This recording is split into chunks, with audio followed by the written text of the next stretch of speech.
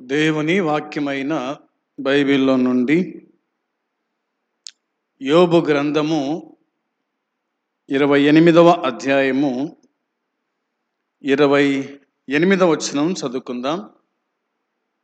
యోబు గ్రంథము 28వ అధ్యాయము 28వ వచనం. మరియు యెహోవా యందలి భయభక్తులే జ్ఞానమనియు దుష్టత్వము విడుచుటయే వివేకమనియు ఆయన నరులకు సెలవిచ్చి ఉన్నాడు. ప్రార్థన చేద్దాం. మహోన్నతుడవైన పరలోకమందున్న మా తండ్రి, నీ పరిశుద్ధమైన పాదములకు వందనాలు, స్తోత్రాలు, కృతజ్ఞతలు నాయనా, స్తుతులు చెల్లించుకుంటున్నాము. నీ కనికరము చేత, నీ ప్రేమ చేత మమ్మల్ని అందరినీ జ్ఞాపకం చేసుకొని సజీవ లెక్కలో ఉంచినందుకై స్తోత్రాలు, స్తుతులు చెల్లిస్తూ ఉన్నాము. దేవా, ఈ సమయమందు నీ సన్నిధి మాకు ఇచ్చినందుకై స్తోత్రాలు. వచ్చిన వారిని దీవించండి, పాటలు పాడిన వారిని దీవించి బలపరచండి, వాక్యము దీవించు తండ్రి, ఆశీర్వదించండి. మీరే మాతో మాట్లాడుమని, దీనదాసుని కూడా మరుగుపరచమని యేసయ్య నామంలో అడిగి వేడుకుంటున్నాము తండ్రి, ఆమేన్. యోబు గ్రంథము మనము ధ్యానం చేస్తూ వస్తూ ఉన్నాం. ఈ దినమందు యోబు గ్రంథము 28వ అధ్యాయము 28వ వచనం మనం చదువుకున్నాం. ఈ చదువుకున్నటువంటి లేఖన భాగములో మనకు కనిపిస్తున్న మాట ఏమిటంటే, యెహోవా యందలి భయభక్తులే జ్ఞానము. యెహోవా యందు భయభక్తులే జ్ఞానము అనే మాటలు రాయబడ్డాయి. దేవుని యందలి భయం ప్రతి మానవునికి, ప్రతి విశ్వాసికి దేవుని యందలి భయం అనేటువంటిది ఉండాలి. లూకాసు వార్తలో మనం చూస్తాం కదా, దేవునికి భయపడక మనుషులను లక్ష్యం చేయక. దేవునికి భయపడనోడు, మనుషులను లక్ష్యం చేయనోడు, అతడు ఎలా న్యాయాధిపతి అయినాడో తెలియదు. న్యాయాధిపతి అనగానే దేవునికి భయపడాలి, దేవుని చట్టాన్ని అనుసరించువాడై ఉండాలి, మనుషులకు విధేయత చూపేవాడుగా ఉండాలి అని దేవుని వాక్యం బైబిల్ చెబుతూ ఉంది. నేటి దినాల్లో విశ్వాసులమైన మనకును సహా దేవుని భయము ఉండాలి. దేవుని యందు భయభక్తులు ఉండాలి. భయము ఉండి భక్తి లేకపోయినా, భక్తి ఉండి భయం లేకపోయినా అది నిష్ప్రయోజనం. దేవుని యందలి భయభక్తులే జ్ఞానం అని అన్నాడు, జ్ఞానము అన్నాడు. అవునా? కాబట్టి దేవుని యందలి భయము, భక్తి దేవునితో విశ్వాస సంబంధాలకు ప్రాథమికమైనవి అని బైబిల్ చెబుతూ ఉంది. 61వ కీర్తన 5వ చరణం చూడండి. 61వ కీర్తన 5వ చరణం. దేవా, నీవు నా మ్రొక్కుబళ్ళను అంగీకరించి ఉన్నావు, నీ నామమునందు భయభక్తులు గల వారి స్వాస్థ్యము నీవు నాకు అనుగ్రహించి ఉన్నావు అని రాయబడింది. 61వ కీర్తన 5వ చరణంలో చదువుకున్న మాట, దేవా, నీవు నా మ్రొక్కుబడులను అంగీకరించి ఉన్నావు. నా మ్రొక్కుబడులను నువ్వు అంగీకరించినావు. మానవులైన వాళ్ళు మొక్కుబడి చేసుకుంటారు. ఏమని మొక్కుబడి చేసుకుంటారు? పలు రకాలుగా చేసుకుంటారు. అవునా? పెద్దల్లో ఒక మొక్కుబడి, యవనస్తు ఒక మొక్కుబడి, నేను పాస్ అయితే గినక 10, ఇంటర్ పాస్ అయితే గినక, డిగ్రీ పాస్ అయితే గినక నేను సంఘానికి భోజనాలు పెడతాను, లేదా నేను నీకు బలర్పిస్తాను, నేను నీకు ఇది ఇస్తాను అని చాలామంది చాలా రకాలుగా మరి మొక్కుబడులు చేసుకుంటూ ఉన్నారు. మొక్కుబడి చేసుకోవడం తప్పులేదు, కానీ నీవు కష్టపడి చదివి కష్టపడి ఉద్యోగం తెచ్చుకోవాలా. ఈ మొక్కుబడి ఒకవేళ నువ్వు చేసినావనుకో, ఫెయిల్ అయితే ఆ మొక్కుబడి ఆపేస్తావా? ఇలా మొక్కుబడి చేసుకోవాలా. ఎట్లా అంటే పాస్ అయినా ఫెయిల్ అయినా,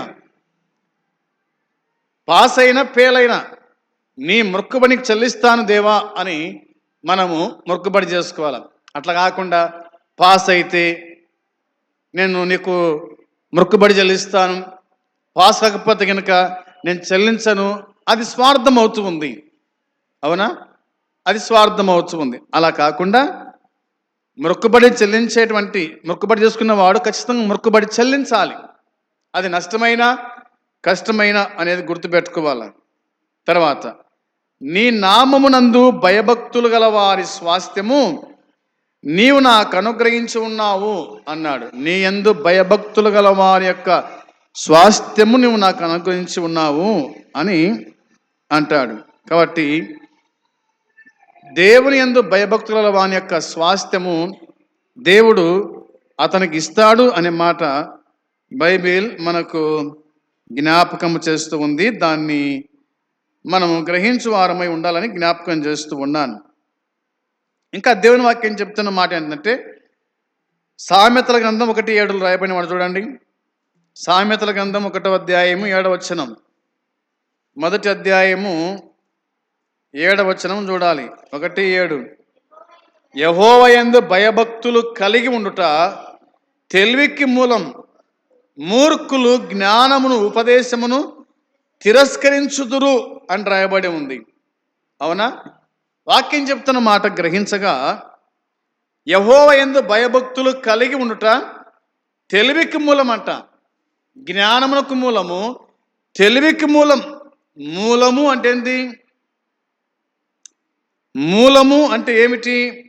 బైబిల్ చెప్తున్న మాట మూలము అనగా ప్రధాన భాగము అని, ప్రధాన భాగము అని, లేదా గొప్ప జ్ఞానము, గొప్ప జ్ఞానం, గొప్ప జ్ఞానం. ఏమిటి గొప్ప జ్ఞానము అంటే దేవుని యందు భయభక్తులు కలిగి ఉండుట గొప్ప జ్ఞానం, తెలివికి మూలం అని బైబిల్లో మనము చూడగలుగుతూ ఉన్నాం. ఇందులో ఒక 3 విషయాలను గుర్తు చేస్తూ వస్తాను. ఒకటవదిగా దేవునికి భయపడటం పరిశుద్ధ దేవునికి లేదా పరిశుద్ధ దేవునికి కోపం తెప్పించకుండా మనల్ని సావధాయ పరుస్తుంది అన్నమాట ఉంది. ఈ పునాది లేకుండా నిజమైన జ్ఞానము లేదు. ఈ పునాది లేకుండా నిజమైన జ్ఞానము లేదు. ఈ పునాది లేకుండా ఏ విమోచన అనుభవము మరి సమయ పరీక్షకు శోధనకు నిలవదు అని దేవుని వాక్యము గుర్తు చేస్తూ ఉంది. రెండవదిగా నిజమైన దేవుని భయం, నిజమైన బైబిల్ జ్ఞానం మనల్ని చెడు నుండి మరలిపోయేలా చేస్తూ ఉంది. ఇది పరిశుద్ధాత్మ ఆదరణకు దారితీస్తూ ఉంది అనే మాట బైబిల్ మన జ్ఞాపకం చేస్తూ ఉంది. అపోస్తుల కార్యం 9:31 అపోస్తుల కార్యము 9వ అధ్యాయము చూడండి. 9వ అధ్యాయము 31వ వచనాన్ని మనం చూడాలి. 9:31 వచనములు రాయబడిన మాట, కావున యూదయ గలిలయ సమరయ దేశముల యందంతటా సంఘము క్షేమాభివృద్ధి నొందుచు సమాధానము కలిగి ఉండెను, మరియు ప్రభువునందు భయమును పరిశుద్ధాత్మ ఆదరణయు కలిగి నడుచుకొనుచు విస్తరించుచు ఉండెను అనే మాట రాయబడింది. దేని యందంట? వాక్యం చెబుతుంది సంఘము క్షేమాభివృద్ధి నొందుచు సమాధానము కలిగి ఉండెను. ప్రభువునందు భయమును పరిశుద్ధాత్మ ఆదరణయు కలిగి నడుచుకొనుచు విస్తరించుచు ఉండెను అని బైబిల్ చెబుతూ ఉంది. కాబట్టి మరి ఆదరణ పరిశుద్ధాత్మ దేవుడు మనకు అనుగ్రహించగా దాని యందు నడుచుకోవాలా. మనం విస్తరించు వారమై భక్తి జీవితంలో బలపడే వారమై ఉండాలని దేవుని వాక్యమైన బైబిల్ చెబుతూ ఉంది. ప్రభువునందు భయం, ప్రభువునందు భయం అంటే దేవుని యందలి భయం అనే సూత్రాన్ని మనము బైబిల్లో చూస్తాం. లూకా తన సువార్తలోను అపోస్తుల కార్యములోను ప్రాముఖ్యంగా చెప్పినట్టుగా మనం చూస్తాం. లూకా సువార్త 1:50 దేవుని వాక్యం చెబుతూ ఉంది. లూకా సువార్త 1వ అధ్యాయము వచనం 50, ఆయనకు భయపడు వారి మీద ఆయన కనికరము తరతరములుండును అని మాట రాయబడింది. ఆయనకు భయపడు వారి మీద, ఆయనకు భయపడు వారి మీద ఆయన కనికరం అనగా దేవుని కనికరము తరతరాలు ఉంటుంది, తరతరాలు ఉంటుంది అని బైబిల్ చెబుతూ ఉంది. లూకా సువార్త 18:2, లూకా సువార్త 18వ అధ్యాయము 2వ వచనం చూడండి. 18:2 వచనం రాయబడిన మాట, దేవునికి భయపడకయు మనుషులను లక్ష్య పెట్టకయు నుండి ఒక న్యాయాధిపతి ఒక గ్రామంలో ఒక పట్టణంలో ఉండెను అనే మాట ఉంది. దేవునికి భయపడడు, మనుషులను లక్ష్యమే చేయడు అనే మాట రాయబడింది. 23వ అధ్యాయము 40వ వచనం, లూకా సువార్త 23వ అధ్యాయము 40వ వచనం చూడండి. 40వ వచనంలో రెండో వాడు వాణ్ణి గద్దించి, నీవు అదే శిక్ష విధిలో ఉన్నావు గనుక దేవునికి భయపడవా అని ఉంది. నీవు అదే శిక్ష విధిలో ఉన్నావు గనుక దేవునికి భయపడవా అనే మాట. దేవునికి భయపడాలి. ఒకడు దేవునికి భయపడ్డాడు, మరొకడు దేవునికి భయపడకుండా దేవునికే దేవుణ్ణి ప్రశ్నించినాడు. నిన్ను నువ్వు రక్షించుకొని మమ్మల్ని రక్షించు అన్నాడు. రెండోవాడు అంటున్నాడు, నువ్వు దేవునికి భయపడవా? ఎందుకంటే మనము కూడా అదే శిక్ష విధిలో ఉన్నాం కాబట్టి మనం దేవునికి భయపడాలి. ఆయన దేవుడు, ఆయన లోకరక్షకుడు, ఆయన దేవుడు, మనం ఆయనకు భయపడాలి అని దేవుని వాక్యమైన బైబిల్లో మనము చూడగలుగుతూ ఉన్నాం. సోదరులారా, దేవునికి భయపడుట మరి జ్ఞానమునకు మూలం అని దేవుని వాక్యము మనకు చెప్తున్నట్టుగా మనము చూస్తూ ఉన్నాం. ఇక మూడవదిగా మనం ఆలోచన చేస్తే, దేవునికి భయపడుతూనే పాపములో జీవించడం అనేది నైతికంగా అసాధ్యం.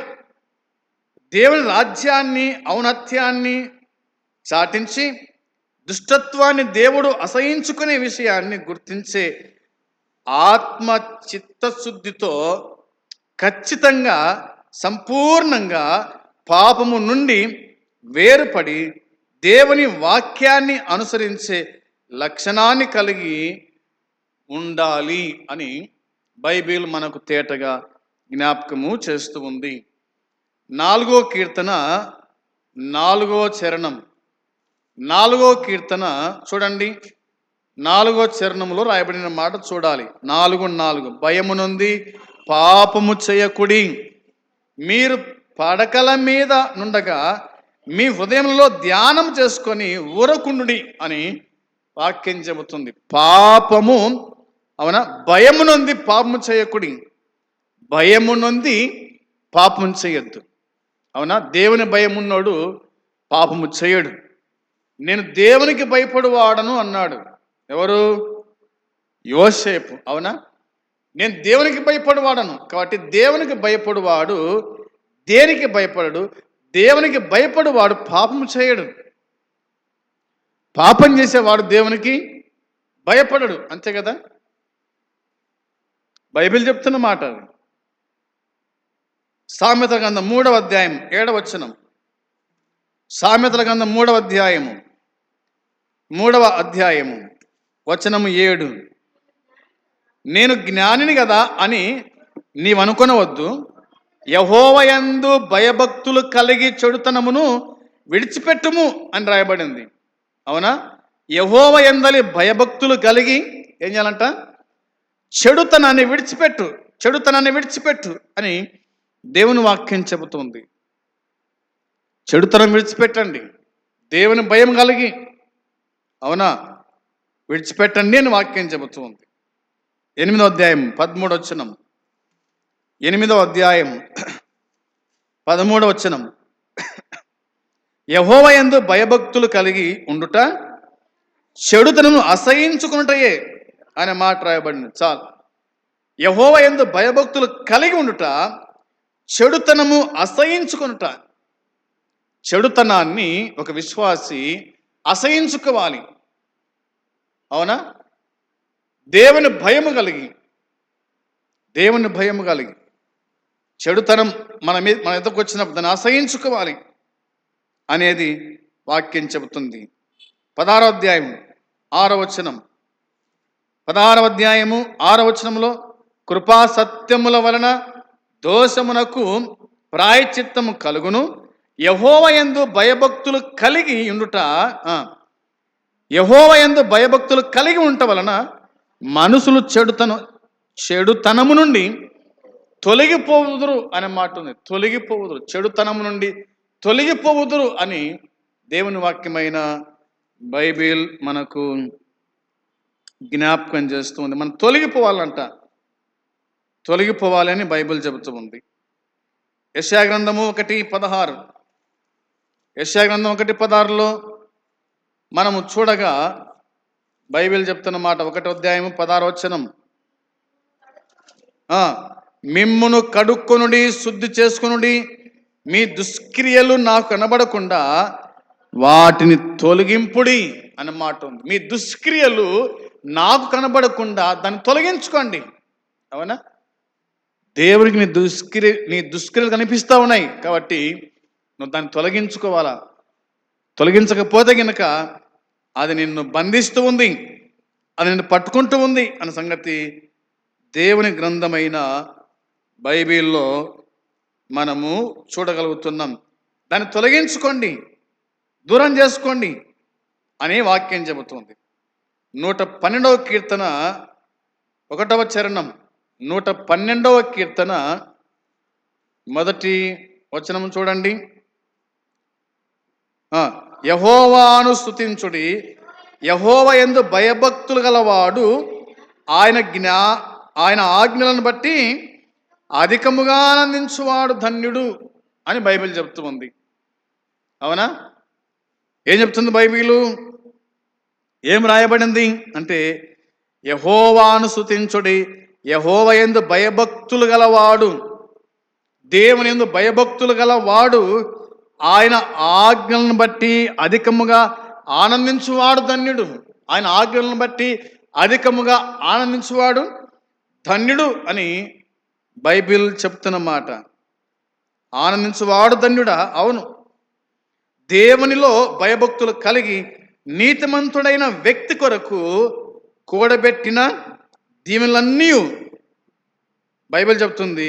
తన యందు భయభక్తులు కలిగి తన ఆజ్ఞలలో లిఖితమైన తన వాక్యములో ఆనందించే వారిని ఆయన దీవిస్తానని దేవుడు వాగ్దానము చేసినాడు. ఇలాంటి వారిని దీవిస్తానని ఆయన వాగ్దానము చేసినాడు. ఆయన వాగ్దానము చేశాడని దేవుని వాక్యం బైబిల్ మనకు జ్ఞాపకం చేస్తూ ఉంది. 119వ కీర్తన 63వ వచనం. 119వ కీర్తన 63వ చరణంలో రాయబడిన మాట, నీ యందు భయభక్తులు గలవారందరికీ నీ ఉపదేశములను అనుసరించు వారికి నేను చెలికాడను అని రాయబడింది. నీ యందు భయభక్తులు గల వారందరికీ, దేవా, నీ యందు భయభక్తులు గల వారందరికీ నీ ఉపదేశములను అనుసరించు వారికి నేను చెలికాడను అన్నాడు. అవునా? నేను చెలికాడను అని ఆయన జ్ఞాపకం చేసినట్టుగా వాక్యము బైబిల్ మనకు జ్ఞాపకం చేస్తూ ఉంది. సామెతల గ్రంథములో రాయబడిన మాట చూడాలి. 14వ అధ్యాయము 2వ వచనం. 14వ అధ్యాయము 2వ వచనాన్ని చూడగా, యథార్థముగా ప్రవర్తించువాడు, యెహోవా యందు భయభక్తులు గలవాడు. చాలు. యెహోవా యథార్థంగా ప్రవర్తించువాడు. ఎలా ప్రవర్తించువాడంట? యథార్థంగా ప్రవర్తించువాడు యెహోవా యందు భయభక్తులు గలవాడు అని ఉంది. యెహోవా యందు భయభక్తులు గలవాడే యథార్థముగా ప్రవర్తించగలుగుతాడు అనే మాట చూస్తాం. వచనం 16 కూడా చూడండి. 16 వచనంలో జ్ఞానం గలవాడు భయపడి కీడు నుండి తొలగును అని రాయబడింది. జ్ఞానం గలవాడు భయపడి కీడు నుండి తొలగిపోవాలా. జ్ఞానము లేనివాడు అని రాయబడింది పై వచనములో కదా. అయితే జ్ఞానం గలవాడు భయపడి కీడు నుండి తొలగిపోతాడు. కీడు వస్తుండగా తొలగిపోతాడు, దూరమైపోతాడు అని బైబిల్ చెప్తున్నమాట. అలా తొలగిపోవాలని దేవుని వాక్యం మనకు జ్ఞాపకం చేస్తుంది. కొరింథీ 2వ పత్రిక 7వ అధ్యాయం 1వ వచనం. కొరింథీ 2వ పత్రిక 7వ అధ్యాయం 1వ వచనం. 7:1.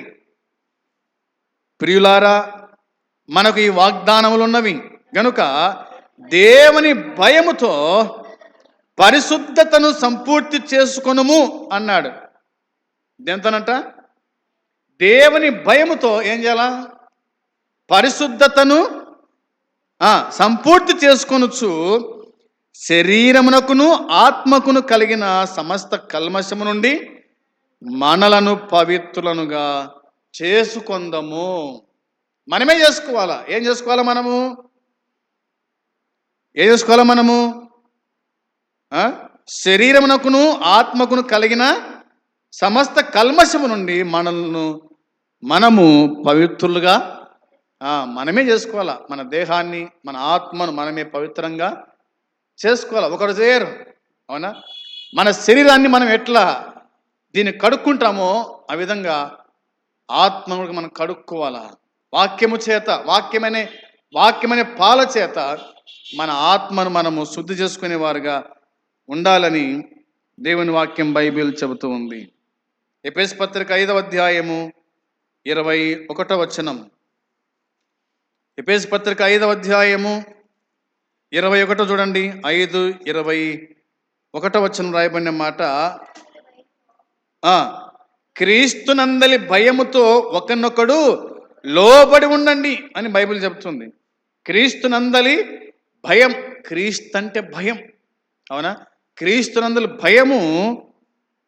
భయముతో ఒకరినొకడు ఏం చేయాలంట? లోబడి ఉండండి. లోబడండి. మీరు ఒకరినొకరు లోబడండి. విశ్వాసులు లోబడండి. దేన్ని బట్టి? క్రీస్తు భయమును బట్టి, దేవుని భయాన్ని బట్టి మనం లోబడేవారుగా ఉండాలి. మనము గర్వించకూడదు, మనం హెచ్చించుకోకూడదు. దేవుని భయము కలిగి, అవునా, మీరు ఒకరినొకరు మీరు లోబడండి అని వాక్యం చెప్తుంది. లోబడుట చిన్నతనం కాదు, లోబడుట తగ్గించుకునుట అది చిన్నతనం కాదు. అది నీకు మేలు చేస్తూ ఉంది. నేను లోబడితే ఎట్లబ్బా, నేను తగ్గించుకుంటే ఎట్లబ్బా అనుకుంటే కనుక నీలో ఇంకా గర్వం అనేది పోలే ఇంకా. కాబట్టి మనం లోబడేవారుగా ఉండాలి. దేవుని భయం కలిగి మనము దేవుని పిల్లలకు మనం లోబడాలి. మనము మన జీవితాలు పవిత్రం చేసుకోవాలా, పరిశుద్ధపరచుకోవాలా అని బైబిల్ మనకు తేటగా జ్ఞాపకము చేస్తూ ఉంది. చూద్దాం బైబిల్ ఇంకా. పేతురు రాసిన మొదటి పత్రిక 1:17 పేతురు రాసిన మొదటి పత్రిక 1వ అధ్యాయము చూడండి. 17వ వచనం. 1వ అధ్యాయము పక్షపాతము లేకుండా క్రియలను బట్టి ప్రతి వానిని తీర్పు తీర్చువాడు తండ్రి అని మీరు ఆయనకు ప్రార్థన చేయుచున్నారు గనుక మీరు పరదేశులై ఉన్నంత కాలము భయముతో గడుపుడి అని మాట రాయబడింది. ఎంతకాలం అంట? మీరు పరదేశులై ఉన్నంత కాలం, అంటే మీరు ఈ భూమి మీద ఉన్నంత కాలము భయముతో గడపండి. భయముతో గడపండి. నిజమే, ఈ భూమి మీద ఉన్నంత కాలము మనము చేయాల్సిన పని ఏమిటంటే భయముతో గడపాల, భయముతో జీవించాల. మాటల్లో, చూపుల్లో, ప్రవర్తనలో, ఆలోచనలో, అవునా, భయముతో గడపండి. ఎందుకంటే మీరు యాత్రికులు, మీరు ప్రయాణికులు. ఈ భూమి మీద ఉన్నంత కాలం భయముతో గడపండి, భయము కలిగి ఉండండి, భయభక్తులు కలిగి ఉండండి అని దేవుని వాక్యమైన బైబిల్ మనకు తెలియజేస్తుంది. కాబట్టి యోబు గ్రంథం 28:28లో మనం చదువుకున్నాం, యెహోవా యందలి భయభక్తులే జ్ఞానమనియు దుష్టత్వము విడుచుటయే వివేకమనియు ఆయన నరులకు సెలవిచ్చుచు ఉన్నాడు అనే మాట వ్రాయబడి ఉంది. కాబట్టి యెహోవా యందలి భయభక్తులే జ్ఞానమనియు దుష్టత్వము విడుచుటయే వివేకమనియు ఆయన నరులకు సెలవిచ్చినాడు. నరులకు సెలవిచ్చాడు. నరులు అనగా మానవులమైన మనం, దేవుని పిల్లలం.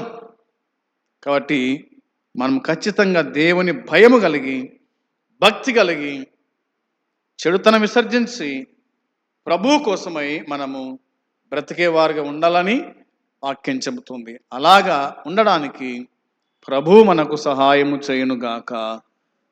ఆమేన్.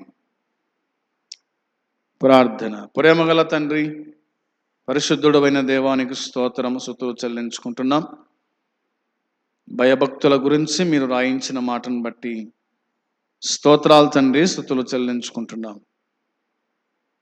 బోధించున్న నేనైతేనేమి, వినుచున్న వారైతేనేమి అందరం కూడా భయభక్తులు కలిగి నీ పాద సన్నిధిలో ఎంతో ఓపికతో, ఓర్పుతో ముందుకు సాగుటకు మీ కృప దయచేసి కాపాడి సహాయపడమని మీకు అప్పగించుకుంటాం. యేసయ్య నామములో అడిగి వేడుకుంటున్నాము తండ్రి. ఆమేన్. పరలోకమందున తండ్రి ప్రేమ, మన ప్రభు అయిన యేసుక్రీస్తు కృప, పరిశుద్ధాత్మ సన్నిధి సహవాసం చేరవచ్చిన మనకును సకల పరిశుద్ధులకును ఇప్పుడు ఎల్లప్పుడు సదాకాలము తోడై ఉండునుగాక. ఆమేన్. అందరికి వందనాలు.